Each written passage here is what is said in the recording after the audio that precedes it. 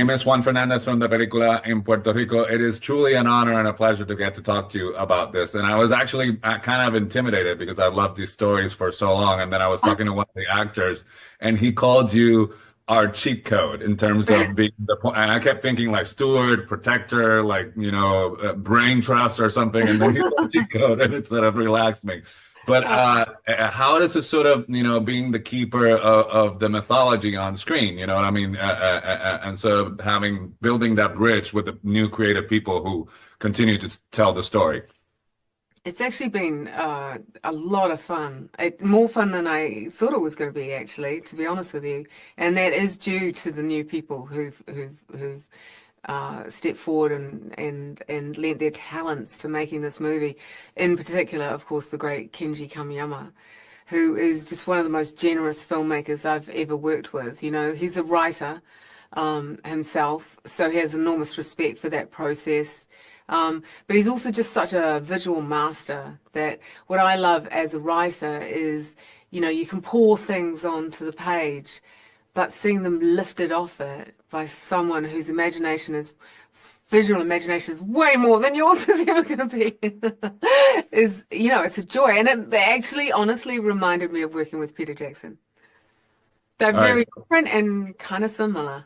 How are they similar, do you think? I think they're similar in that they're really secure in their own talent. And what I mean by that is they have a sense of what they want to do. They have a vision, they are visionary. But they're not scared to let other people in. They always want to hear a good idea. And even if it makes more work for them, if it's a really good idea, they'll embrace it. And, that's a gift to work with people like that. Yeah. All right.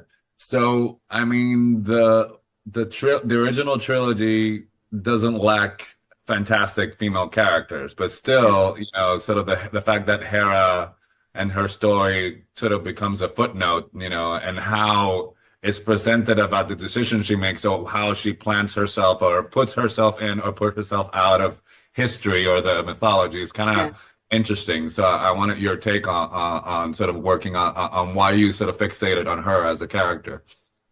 She actually arose in the storytelling, honest to God, organically. Like, if you look at the story and who are some of the characters who span the whole of the story, she's one of two in the end.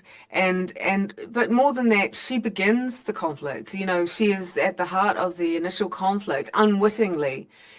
She is the cause of this because, she is literally this pawn that's being fought over by these very powerful men. Who is she going to marry?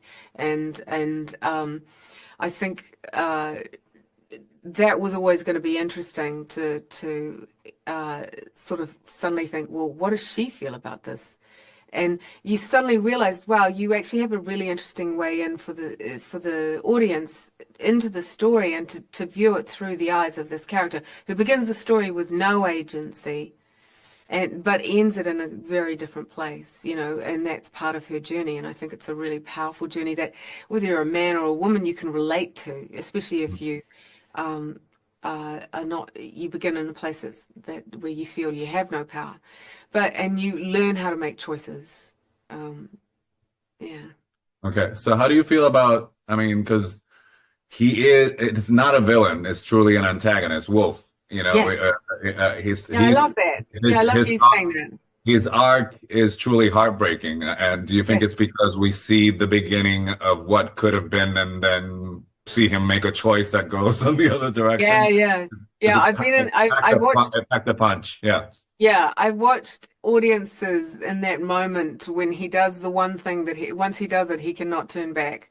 And, it's shocking. It's a shocking moment. I've literally watched it with audience and they've gasped, because I don't know if they didn't see it coming, but you're right. He's a wonderfully complicated character. And even in that moment at the end, when he falls to his knees, and there's that great line, I think Phoebe wrote, which was, "From the moment I first met you, I knew you would be my doom." It was so great because it speaks to kind of you know, he did at one point love her.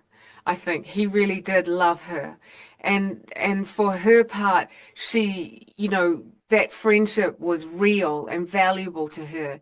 And that's why I think it's so interesting to see against the backdrop of this conflict, this very real and dangerous war and siege, you also have this human drama playing out between these two characters. It was a gift, you know, a gift. And thank you for this gift because the story is fantastic. So it's been a pleasure talking to you and happy holidays. Thank you so much. Thank you. Same to you. Bye bye. You guys have a good day. Thank you, one. Bye.